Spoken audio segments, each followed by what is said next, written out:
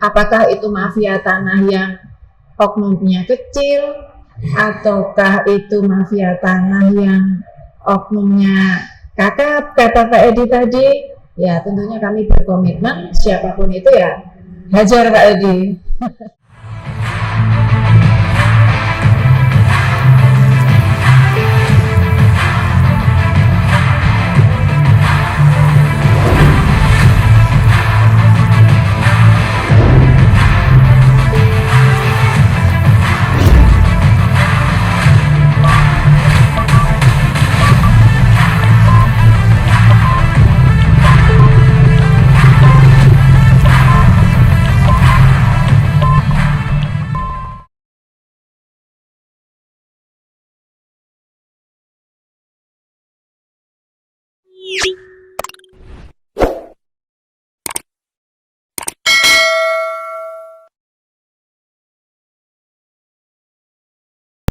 Oke, Assalamualaikum warahmatullahi wabarakatuh. Waalaikumsalam warahmatullahi wabarakatuh. Sebelumnya saya mohon maaf kepada netizen. Mungkin agak sempat terputus, lagi sedang enak-enaknya kita membahas pencegahan mafia tanah bersama Ibu Kajari Bupati Papua Barat, Ibu Titin, dan Bapak Edi Kepala BPN Papua Barat. Jadi ini bukan teknisnya kita, ini teknisnya PNN. Jadi ya terpaksa kita mohon maaf, ini masuk ke sesi kedua. Mungkin kita langsung masuk ke topik pembicaraannya terkait kelanjutan daripada kasus mafia tanah. Mungkin ada pertanyaan saya ini. Gimana Pak Edi? Jadi berbagai kasus sengketa lahan dan berujung konflik, mungkin ke Ibu Kajari ya, mesti dijadikan momentum untuk memberantas mafia tanah. Hanya saja pertanyaannya, apakah ada keberanian pihak APH serta tanda kutip oknum di belakang ini? Persoalan serupa pun boleh jadi terjadinya banyak di tempat, termasuk khususnya di Kabupaten Sumbawa Barat. Apa langkah komitmen dari pihak APH maupun mungkin ke Ibu Kajari? Baik, terima kasih Pak Edi. Kalau komitmen saya pribadi sebagai Kepala Satgas Kajari Sumbawa Barat beserta jajaran saya, kita memang tidak ada tebang pilih terhadap suatu kasus atau perkara.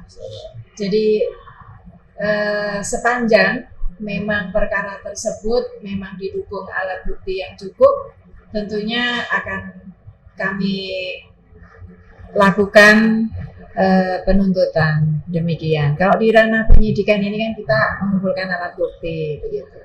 Nah, sepanjang alat bukti cukup, maka penyidikan akan dinaikkan ke penuntutan. Demikian. Jadi apakah itu mafia tanah yang oknumnya kecil, ataukah itu mafia tanah yang oknumnya kakap, kata Pak Edi tadi.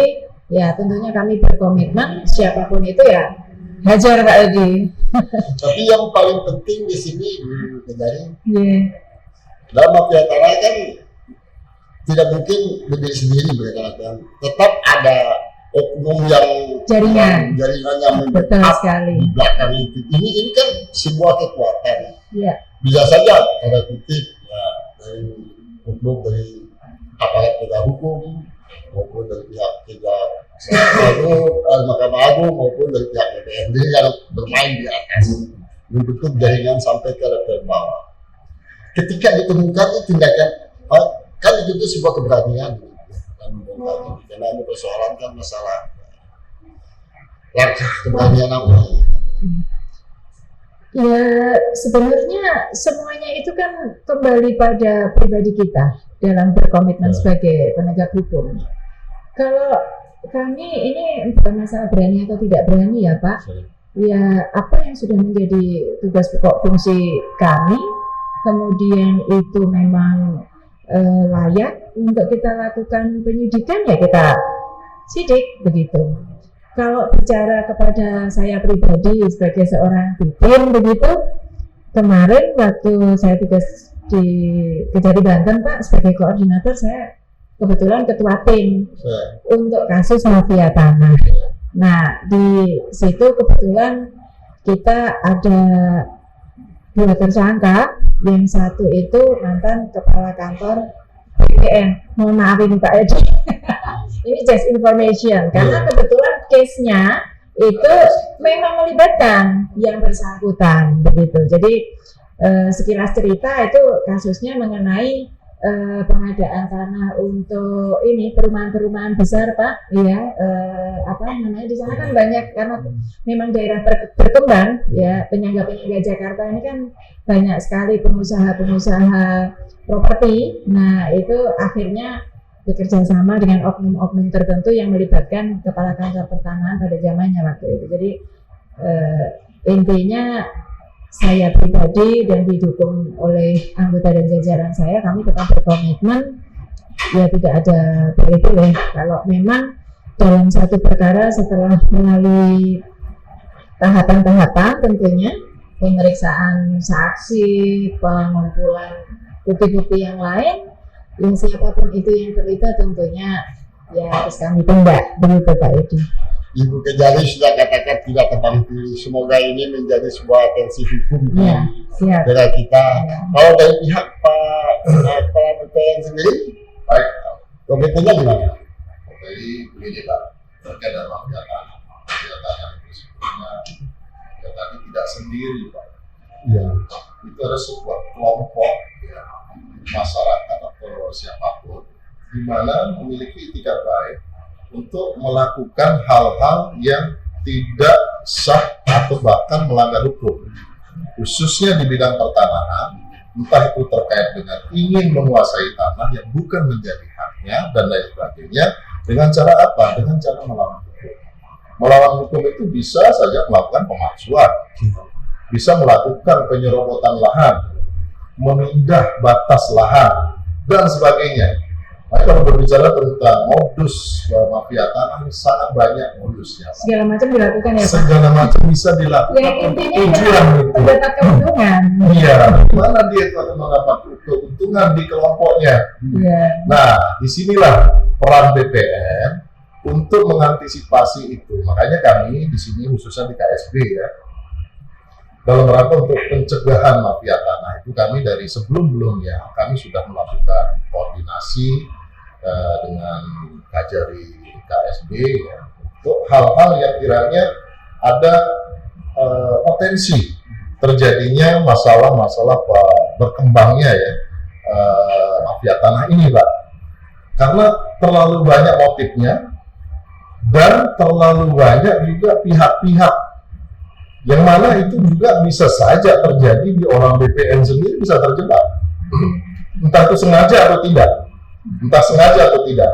Tapi bagi kami khususnya di KSB tentu secara prosedural, normatif itu kita usahakan untuk mengantisipasi terjadinya itu.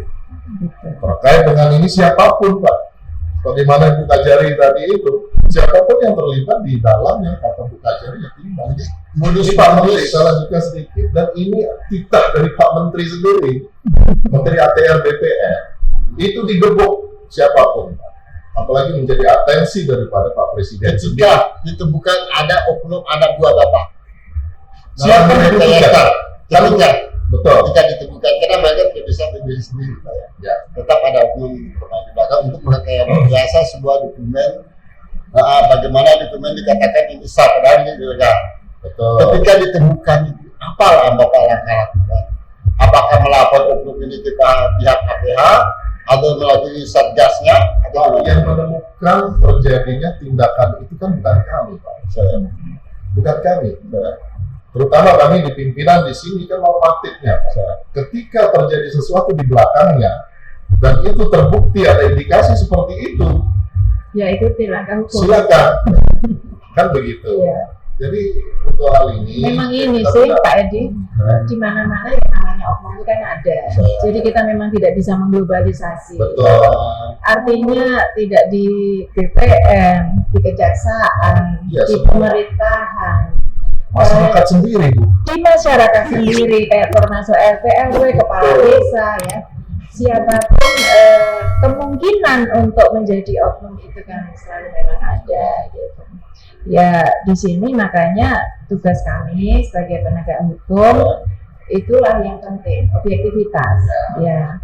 Nah kemudian Partisipasi. betul, nah yang saya ketahui juga Pak Kepala BPN di awal saya masuk ke Sumbawa Barat kita juga sudah banyak berdiskusi, memang perlu sinergitas, Sinergitas, ya. iya, dan Pak Kepala BPN berkomitmen sepanjang itu memang diperlukan. Misalnya kan saya pernah minta izin, Pak nanti kalau ke depan saya perlu apa-apa saya akan minta bantu untuk kita minta keterangan. Oh siap Bu, kita dukung sepenuhnya. Artinya ya sekarang ini semua instansi kan kita berlomba-lomba untuk memperbaiki diri, Pak Edi, untuk menuju good governance ya.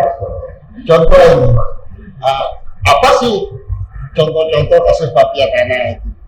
Karena masyarakat awam ini kan hanya tahu mafia, tapi contoh kasusnya kenapa supaya ada edukasi.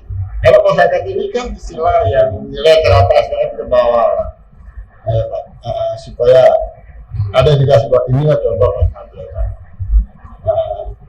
Contoh yang ditangani oleh pihak Kejaksaan TV saat ini, mungkin Pak Yu sudah itu salah satu contoh. Bisa diungkap secara detail itu contoh-contoh kasus mafia tanah yang masuk dalam kategori pidana. Kalau kita menyampaikan kasus apa yang sedang kita tangani kan tentunya masih berproses ya, itu tentunya tidak etis begitu.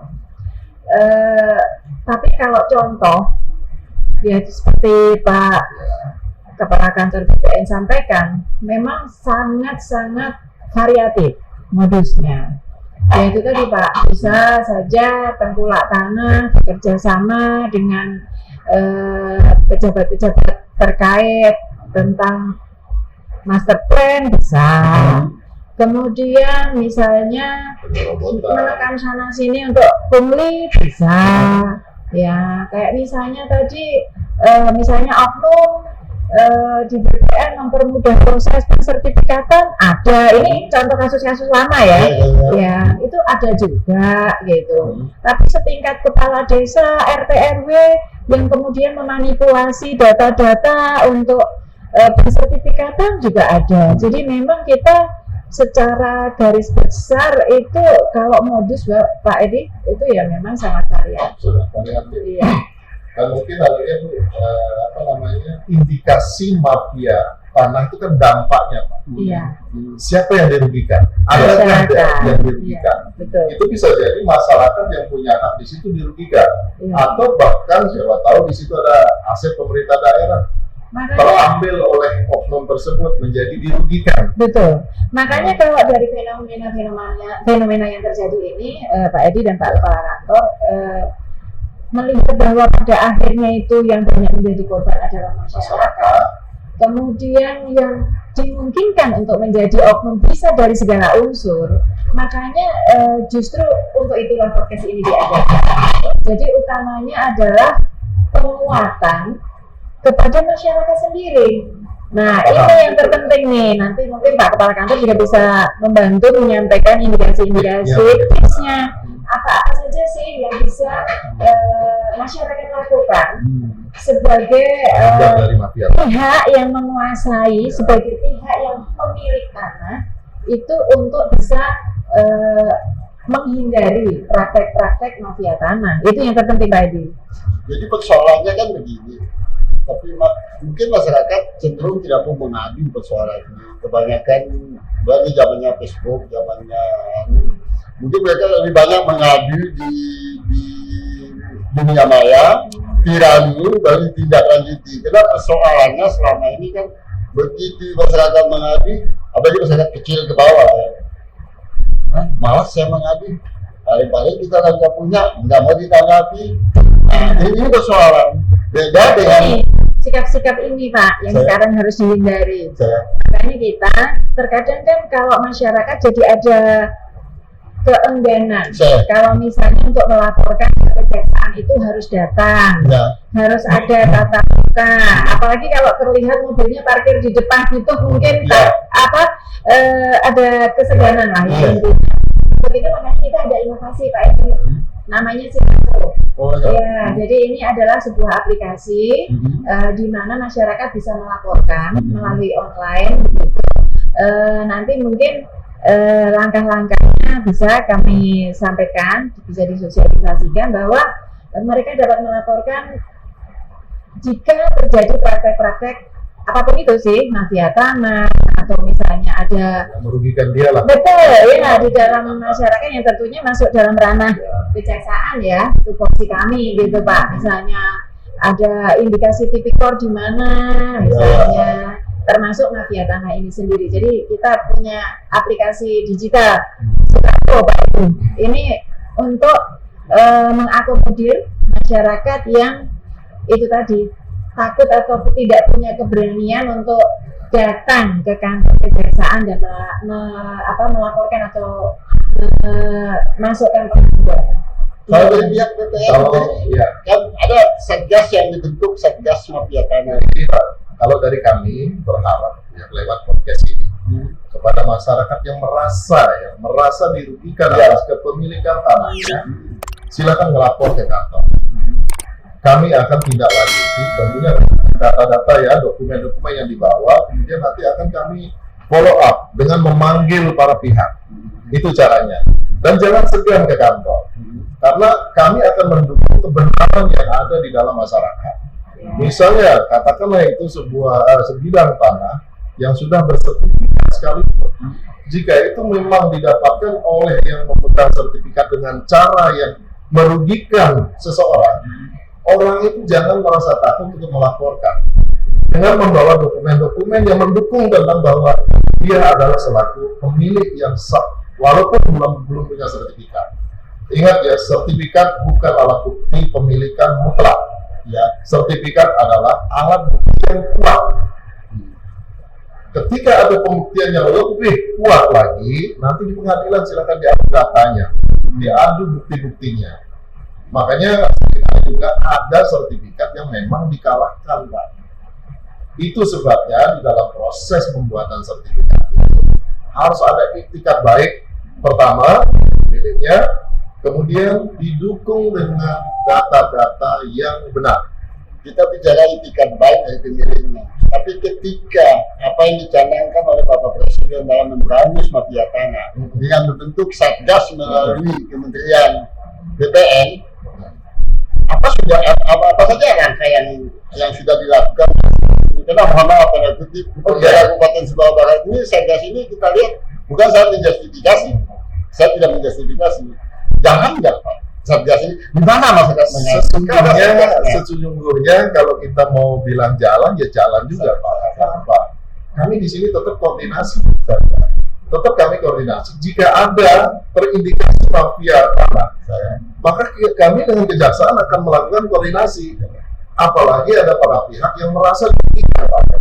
Bagaimana kami melangkah sementara belum ada laporan yang jelas. Jadi kalau yang penting adalah masyarakat melapor ya Pak. Masyarakat melapor biar tahu bahwa kita ini sebagai masyarakat tidak. Berarti ini Pak Edi yang harus di stressing. Berarti Pak Kepala BPN Sumbawa Barat sudah berkomitmen, masyarakat silakan untuk bawa data-data ya Pak ya, yang penting dokumen-dokumennya. Kalau memang merasa dirugikan, jadi Pak sudah berkomitmen, kita sendiri juga siap untuk menerima pengaduan. Silakan masyarakat bisa proaktif. Ya, sering juga kami sebelumnya juga Bu, ketika ada persoalan kami koordinasi dengan Kasih dengan Pak Kajari sebelumnya, dan sekarang pun tetap itu berlanjut Pak. Ketika ada persoalan begini kita akan diskusikan. Mungkin ada semacam LO apa yang akan Dengan kasus tanah ini Pak, dari Pak BPN ini sampai kita menyurai benang yang busuk yang pernah selesai dari tahun ke tahun. Maka ketika Presiden Jokowi memberangus itu pun masih berapa juga Pak. Bisa ini, tapi ini yang menjadi persoalan. Gimana cara Bapak termasuk Ibu Kejari, meminta memutus mata rantai mereka ini. Apakah ketika dia pengajuan hukumnya akan Bapak Menteri Satgas menurunkan ke bawah tim lapangan untuk mengecek itu dengan data yang lengkap, bukan hanya menerima di belakang meja data itu berdasarkan dari kepala desa. Baik. Apa aja yang gimana Pak? Jadi gini Pak, sesuai dengan arahan Presiden, dengan adanya PSN, Proyek Strategi Nasional saat ini itu sudah berjalan sejak 2017. Pendaftaran tanah sistematis latar atau PTSL. Sebenarnya itu amanah yang disampaikan oleh Presiden tujuannya adalah untuk melegalisasi tanah-tanah masyarakat untuk pemerintah, itu pertama, dan melakukan percepatan. Itu. Kenapa demikian? Itu satu untuk mengantisipasi adanya persoalan-persoalan tanah yang muncul di kemudian hari. Nah, dengan terpetakannya tanah di seluruh Indonesia, bahkan sudah terdaftar hak-haknya, maka akan lebih gampang untuk diidentifikasi, Pak. Jadi jelas siapa yang sebagai pemilik objeknya jelas. Gitu. Memang di dalam saat-saat ini ya, dalam proses ini tentu ada hal-hal yang mungkin terjadi. Salah satunya adalah kadang-kadang ada terjadi overlap ya, atau tumpang tindih. Kalau dijelaskan secara teknis, itu sesuatu yang wajar sesungguhnya, tetapi tetap akan kita melakukan pembenahan secara data fisik. Ke depan ini kita by digital ya, basis data kita ini nanti dengan digitalisasi, baik itu secara yuridis maupun secara fisik. Makanya dilakukan PTSL ini untuk menjembatani dan sekaligus untuk mengurangi potensi terjadinya permasalahan tanah. Jelas pemiliknya, jelas bidangnya. Kalau dari pihak kejaksaan sendiri gimana dalam memutus mata rantai ini? Dalam memberangus si oknum mafia, apa yang akan dilakukan dalam memberangus ini? Begini Pak Edi, kalau bicara memberikan mafia tanah, sebelum adanya perintah dari Presiden kita memang sudah melaksanakan tugas pokok fungsi kami jaksa, baik selaku penuntut umum maupun sebagai penyidik. Tentunya di dalamnya termasuk perkara-perkara menyangkut mafia tanah. Apalagi sekarang setelah adanya perintah direktif Presiden ini yang kemudian juga ditekankan lagi oleh Bapak Jaksa Agung kita, bahwa ini adalah salah satu hal yang memang extraordinary dan harus menjadi perhatian khusus kami selaku jaksa penuntut umum maupun selaku penyidik. Makanya kami secara konsisten tentunya akan melakukan langkah-langkah serius, baik salah satunya baik preventif maupun penanganan, begitu, penindakan dalam arti. Makanya seperti Pak Edi tanyakan langkah-langkah apa, ya ini salah satunya preventif, pencegahan. Salah satunya ya kegiatan ini pencegahan. Kemudian di sini kan kita punya bidang-bidang, ada dato, ada intelijen, ada tindak pidana khusus. Ini sudah berbagi sesuai tupoksinya masing-masing. Yang kaitannya juga termasuk di dalamnya adalah penanganan tentang mafia tanah. Tentunya secara komprehensif Pak Edi, memang harus semua dilakukan. Karena kalau kita bicara penanganan seperti kayak tindak pidana korupsi ya Pak, dinyatakan sebagai extraordinary crime ini sudah sejak kapan? Kalau kita bicara seperti Pak Edi sampaikan tadi, seperti mengurai benang kusut, iya. Tapi kita yang penting tetap optimis dan terus melangkah, terus melakukan upaya-upaya. Apakah ini kasus masuk dalam kategori tindak pidana pencucian uang?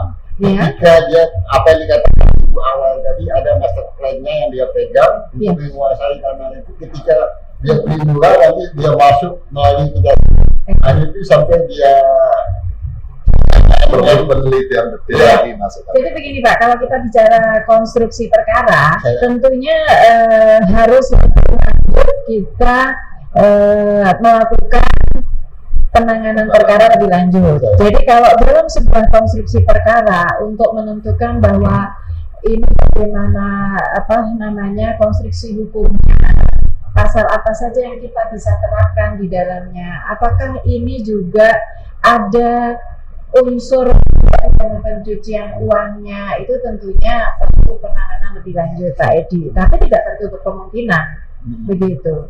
Seperti jadi kembali flashback, karena kalau untuk di Sumbawa Barat kebetulan ini kan kita belum untuk mafia tanah ya, tapi kemarin untuk penyidikan kami Pak di Kejati Banten, di mana saya sebagai ketua itu memang ada TPPU-nya ya, kita ada tindak pidana pencucian uangnya. Kenapa ada TPPU-nya? Karena hasil dari dia melakukan tindak pidana korupsi ini kemudian dibelanjakan, misalnya dialihkan, disamarkan, jadi memenuhi unsur di mana kan adanya TPPU.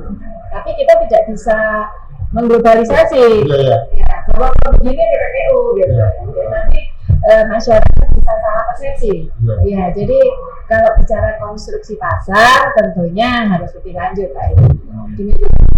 Jadi kalau kasus mafia tanah ini masuk dalam delik aduan atau pidana murni atau ibu kejadian? Ini pidana murni Pak. Ya, jadi kalau kita Bapak bertanya mekanisme penanganan perkara di kami di Kejaksaan, yang namanya penanganan perkara tindak pidana korupsi, sebuah perkara ini kita bisa berapa saja. Jadi artinya bisa temuan kita, bisa dari media, bisa dari informasi masyarakat gitu. Jadi memang silakan, makanya kami membuka diri untuk masyarakat di Sumbawa Barat untuk aktif melaporkan memang jika ada indikasi-indikasi di dalam masyarakat juga terkait mafia tanah. Tentunya nanti saya juga sudah meminta bantuan Pak Kepala Kantor BPN untuk bisa melakukan dukungan-dukungan dalam kaitan jika memang ada lagu-lagu kan pasti saya tetap butuh pada beliau ini, karena yang punya data iya, kalau misalnya ini ada orang contoh ya Pak Edi ya, datang mengajukan korban mafia tanah karena sertifikat kami ternyata tiba-tiba semuanya double atau gimana kan, pasti langkah pertama kita ngecek dulu Pak. Ya, jadi memang saya yang namanya sinergitas ini. Betul. Ini Pak Edi, mafia dia tidak bekerja sendiri, dia bekerja secara kolektif. Tujuannya untuk mengurangi korban. Mafia tanah ini tidak boleh bekerja, dia kolektif, kepala desa masuk dari seleksi pendaftaran. Ini paling penting. Makanya saya tanya tadi pada kutip, tugas daripada Satgas ini apakah masuk dalam pemeriksaan dokumen sisa ini yang di kelayakan status tanah itu di lapangan?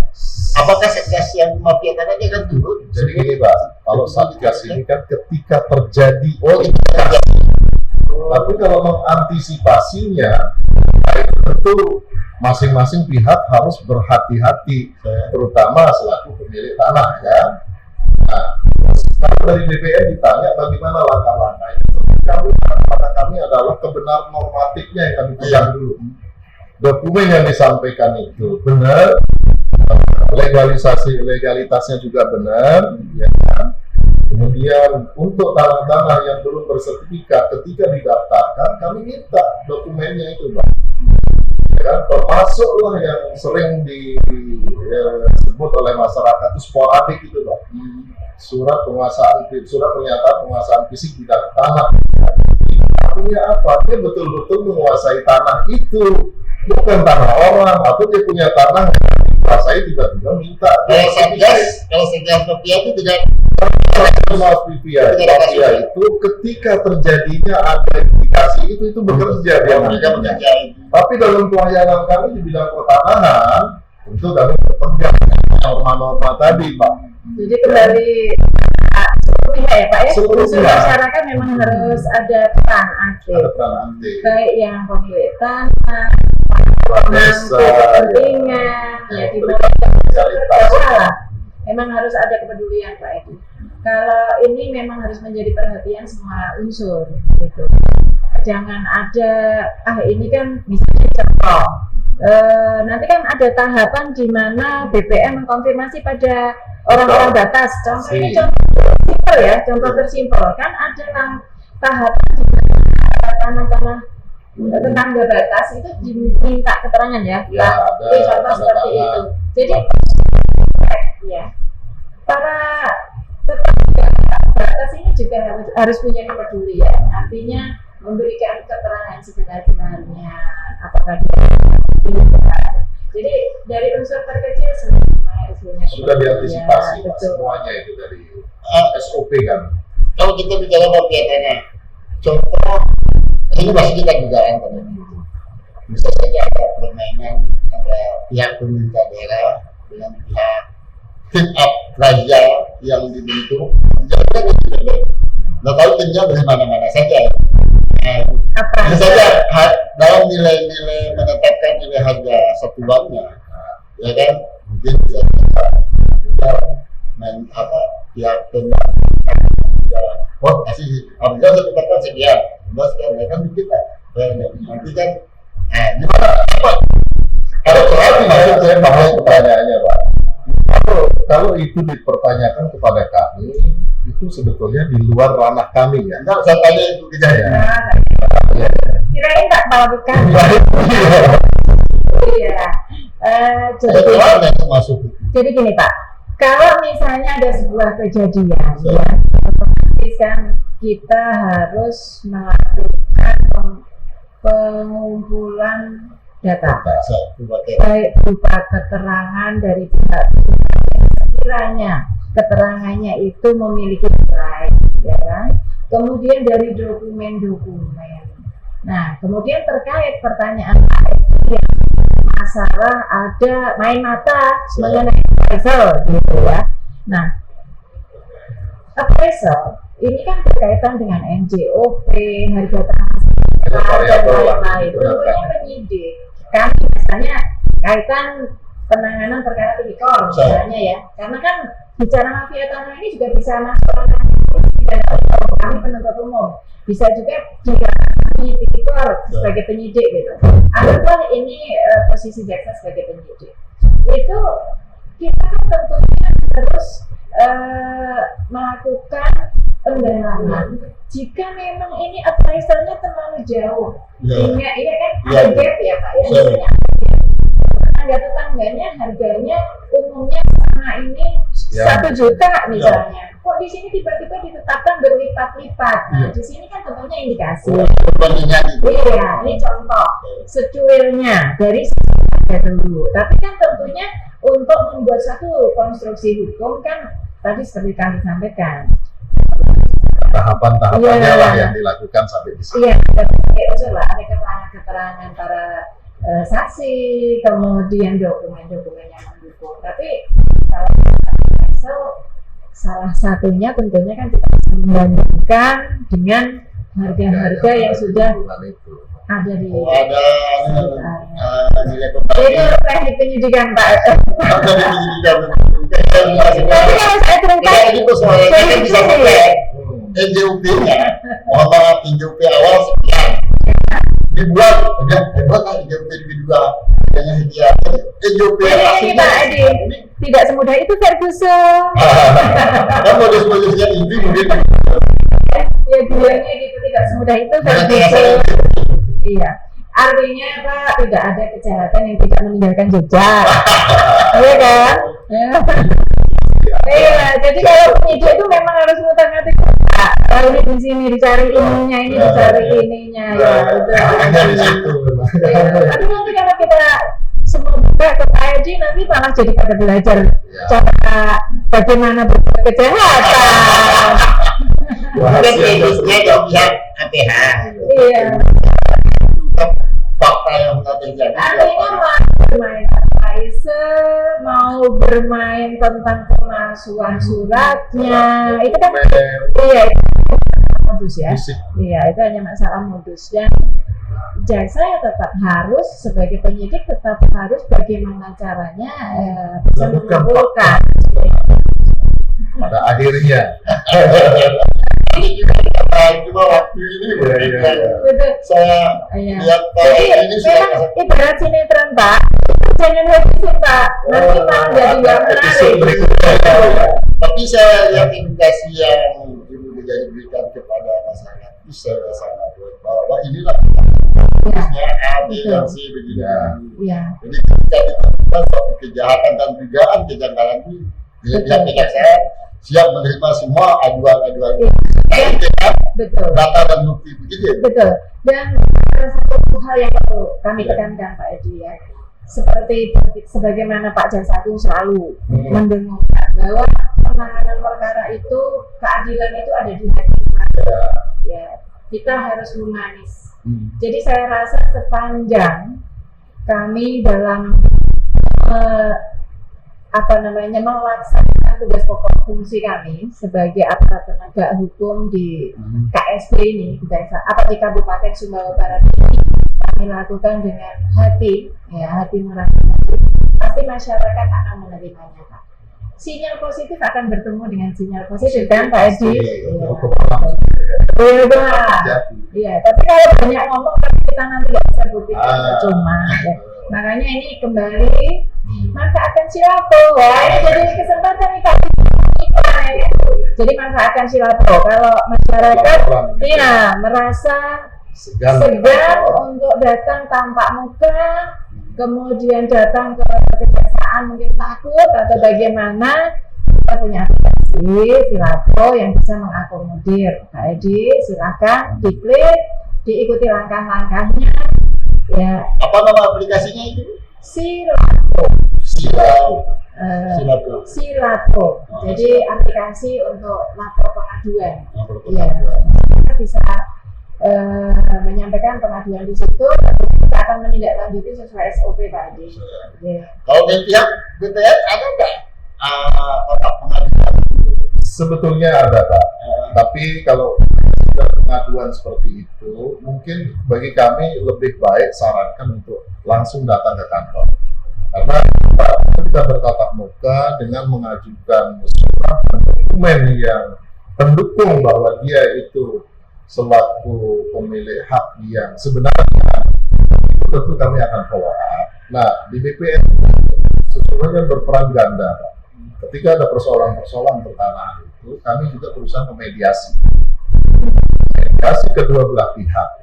Itu panggilan tahap 1, 2 sampai jadi ada fungsi mediasi juga ya? Mediasi ada, karena kita juga kasihan masyarakat ketika ada apa-apa langsung panggilan itu kan akan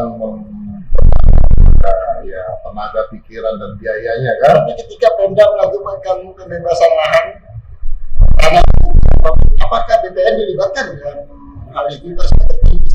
Sepanjang itu berkaitan dengan topoksi, iya dong, karena kan begini Pak, kami kan memproses pertanahan kami di bidang pertanahan. Tentu ketika harus ada pihak siapapun yang permohonan hak, maka harus dilengkapi dokumen-dokumen itu. Selalu menjadi bagian. Iya. Saya ketika Pemda publik harus Pak. Apakah BPN ini dilibatkan? Kalau kepentingan umum itu kami ada di seksi 4, seksi pengadaan tanah itu. Itu memang harus. Karena Pemda nggak bisa sendiri Pak. Untuk penyediaan data. Nggak bisa sendiri itu artinya begini, ketika dia mau membebaskan tanah, pengadaan tanah untuk umum, maka dia menggunakan BPN. Tapi ketika menggunakan masih juga timbul masalah pas setelah pembebasan, timbul masalah itu persoalannya berbeda Pak. Ketika ada masalah-masalah yang Pak ini beda banget. jangan dianggap BPN saya sudah punya indikasi. Ya. Kalau dianggap bahwa BPN itu adalah segala galanya. Bagus. Pak ini kan berarti mewakili masyarakat. Karena kan di dalam pikirannya loh, kan kalau pengadaan udah ada BPN kenapa masih ya, pasti kan Ya. namanya dalam proses itu kan. Tapi boleh saya sampaikan begini juga Ustaz. Iya. Ya, bahwa, Gimana Pak? apa namanya? Proses pembuatan sertifikat. Jangan salah. Nah, BPN juga bisa ditipu. Siapa yang menipu ya? Siapa? Ya siapapun bisa menipu BPN. Iya. Ketika ada etika tidak baik dari oknum katakanlah, kemudian direkayasa semua, Iya. direkayasa data, direkayasa fisiknya, ada tim turun, itu pun misalnya dikondisikan sedemikian rupa sehingga secara SOP kami sudah melalui itu semua. Kali itu ada unsur niat yang tidak benar, maka itu tetap terbit sertifikat, cuma tunggu waktu. Ya. Itikat seperti itu pasti akan melekat di belakang hari dan akan ketahuan seperti yang bilang jejaknya itu akan kelihatan nanti. Tapi ketika dia kan yang suka dipanggil saksi ahli ini oleh pihak tim dari BPN, terutama kepala BPN, otomatis bertanggung jawab sebagai saksi ahli ketika ada sengketa Oh ya, mafia tanah. Nah, ini kan harus terungkap bagaimana mengungkap menjadi gelap menjadi terang. Selama ini kenapa dipanggil sebagai saksi ahli di ketika beberapa tempat. selama ini kan begitu bebas ada BPN dilibatkan, begitu sosial pembebasan Jadi begini, masalah muncul lagi saksi ahli analisis. itu adalah ketika terjadi sebuah perkara, kemudian dari pihak APH katakanlah itu butuh keterangan. Iya. Tentu kami akan membawa warga. Yang berbicara itu warga, ya, bukan orang BPN Mungkin ya. kami membantu ya Pak Iya, Kepala. Mana yang Jadi kalau terkait saksi ahli, gini. Kalau dalam penanganan sebuah perkara mafia tanah, itu kan ahli itu biasanya yang kami ambil keterangan itu tidak hanya dari pihak BPN. Oh, ya. Jadi pihak BPN sendiri nanti kedudukannya dalam perkara tersebut itu juga ada pihak-pihak yang berkedudukan sebagai saksi fakta. Jadi saksi fakta itu adalah saksi yang memang mengalami langsung, mengetahui Ya. gitu dalam kaitan perkara tersebut, cerita perkara. Kemudian ada juga nanti dari pihak BPN yang kami minta bantuan untuk menjadi saksi ahli, tapi terkait misalnya nanti dari kepala seksi ukur misalnya, karena kami tanya, kamu kalau ukur caranya gimana misalnya, yang benarnya SOP-nya seperti apa?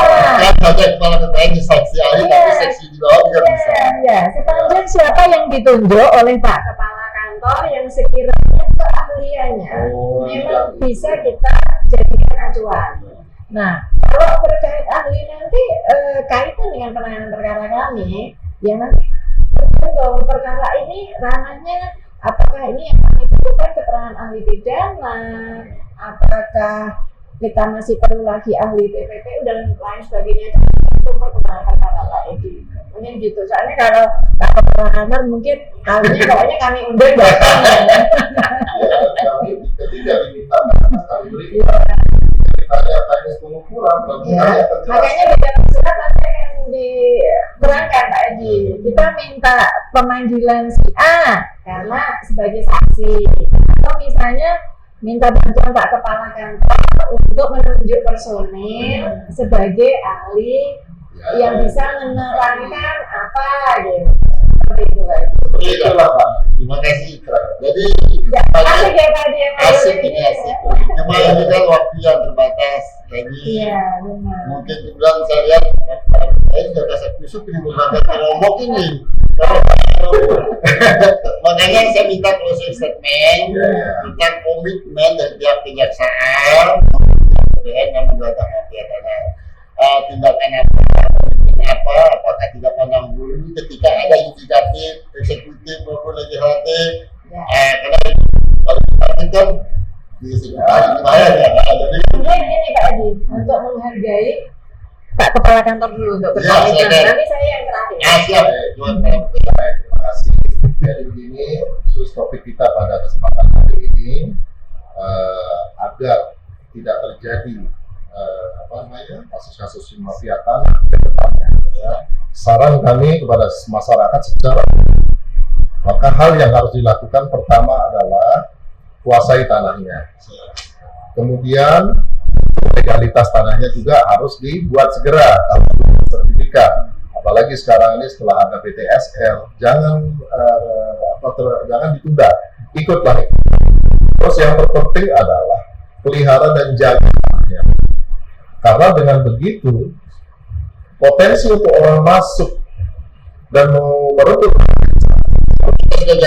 ya seringkali kasus muncul karena punya tanah nggak mampu diurus, dibiarkan terlantar lagi gitu. Masuk orang sehingga kami ya menyarankan kepada masyarakat dipelihara dan dimanfaatkan tanahnya. Kemudian terkait dengan penanganan kasus-kasus itu kami sudah punya komitmen siapapun ya kami akan bergandengan tangan dengan pihak Kajari untuk bersama-sama ya mengantisipasi itu dan bila perlu menuntaskan ke depan itu kasih. Jadi siapapun juga Sikat. kata jadi Pak Presiden Baik. Kalau kami sendiri Pak Edi, intinya kami Kejaksaan di Sumbawa Barat, hadir di Sumbawa Barat untuk menjadi salah satu pendorong untuk tumbuhnya Kabupaten Sumbawa Barat menjadi lebih baik. Intinya saya mengajak masyarakat Kabupaten Sumbawa Barat untuk lebih peduli dalam kaitan penegakan hukum. Jadi jangan pasif. Kami terbuka seluas-luasnya untuk menerima aduan dari masyarakat. Baik hadir ke kantor kami akan kami layani dan kami terima dengan baik, maupun melalui aplikasi Silapro. Kami juga akan menindaklanjuti sesuai SOP. Jadi kami akan memberantas mafia tanah secara objektif di Kabupaten Sumbawa Barat. Jadi tidak pandang bulu atau gimana? Tidak pandang bulu, mau ada punya pendek hitam putih. Ini komitmen yang luar biasa. Tentunya dengan dukungan Pak Kepala Kantor Sama-sama, Bu. Sumbawa Barat dan seluruh unsur masyarakat. Intinya jangan melihat saya di perempuan. Semangat untuk memberantas itu yang paling penting. Siap. Ya. Ya Pak Edi.